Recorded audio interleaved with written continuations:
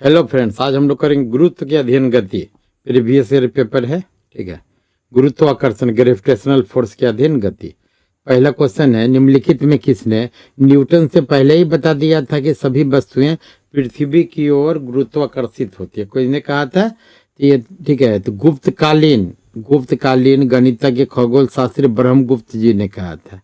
इनका एक रचना क्या है, ब्रह्मस्फुट। अगला, गुरुत्वाकर्षण का सिद्धांत किसने दिया था? किसने दिया? आइजैक न्यूटन ने दिया।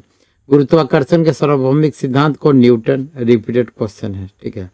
अंतरिक्ष यात्री निर्वात में सीधे नहीं खड़ा हो सकता क्योंकि गुरुत्वाकर्षण फोर्स ही नहीं रहेगा तो खड़ा नहीं हो सकता।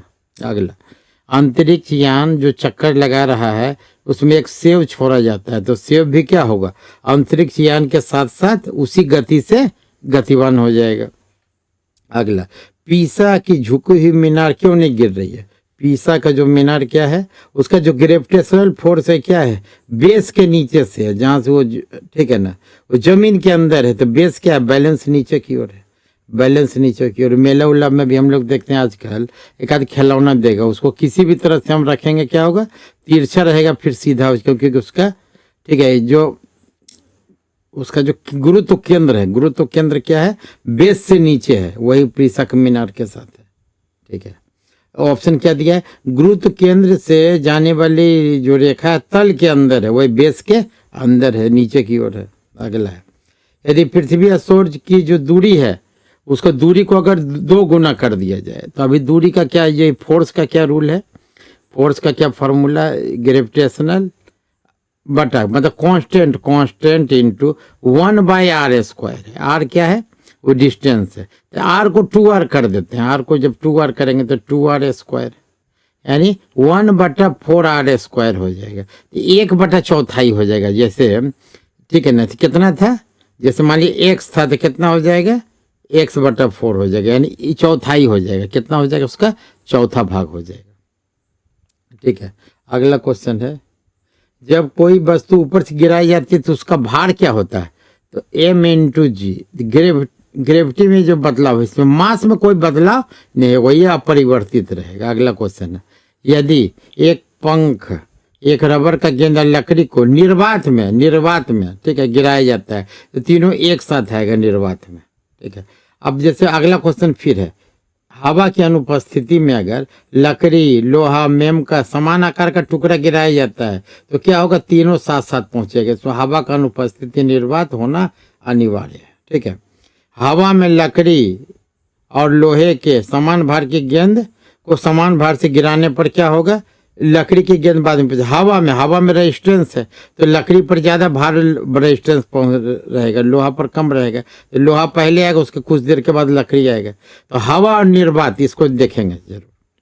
2 गेंद ए और बी को 10 किलोग्राम और 1 किलोग्राम की है, उसको 20 मीटर की ऊंचाई के एक साथ गिराया जाता है, तो क्या है, वो निर्वात है तो क्या, दोनों एक साथ पहुंचेगा, ठीक है, एक साथ पहुंचेगा, ठीक है। अब इसका जैसे क्या फॉर्मूला भी है, क्या,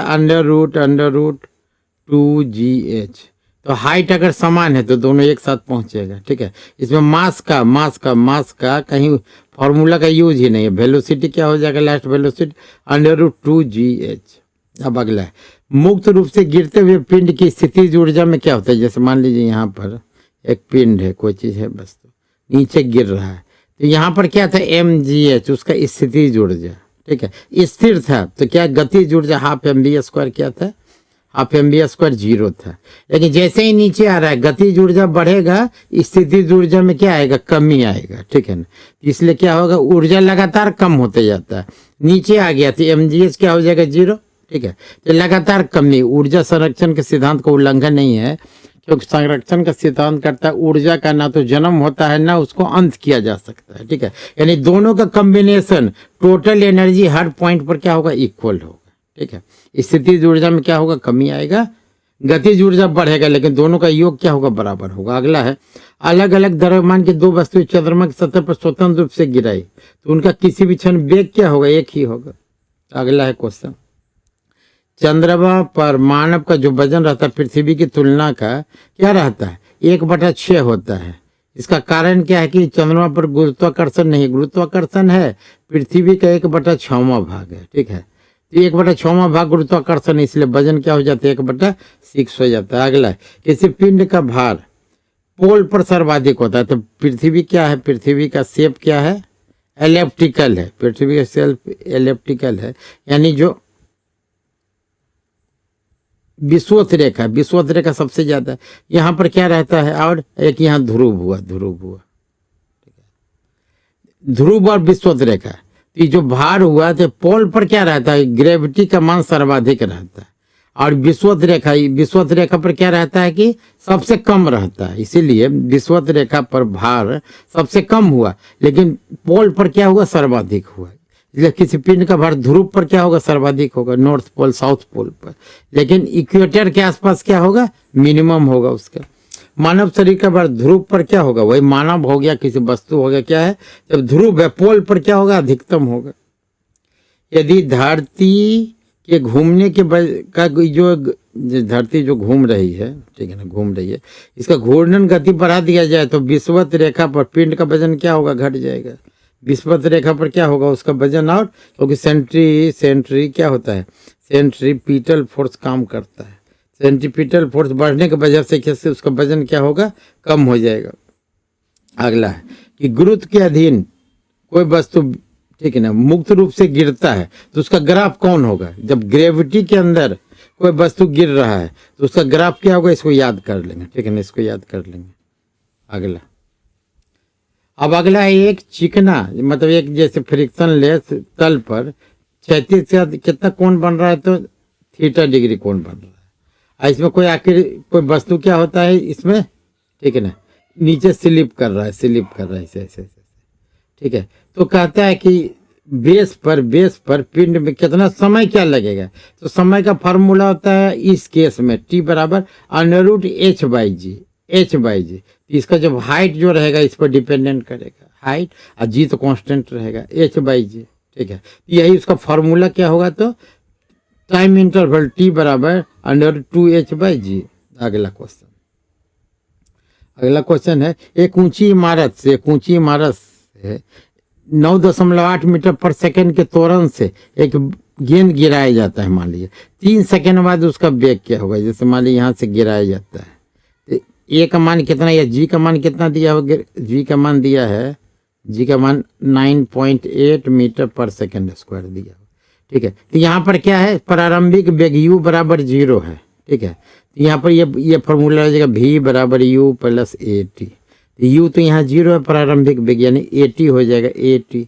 एक्सेलरेशन क्या है, तो 9.8, टाइम कितना है, तो 3 सेकंड, इसको गुना कर देते कितना, 9×8=24 और 9×3=7, 29.4 मीटर पर सेकंड क्या हो जाएगा, 29.4 मीटर पर सेकंड क्या हो जाएगा, इसका स्पीड हो जाएगा, ऑप्शन सी हो जाएगा। क्या हो जाएगा, v बराबर u प्लस at।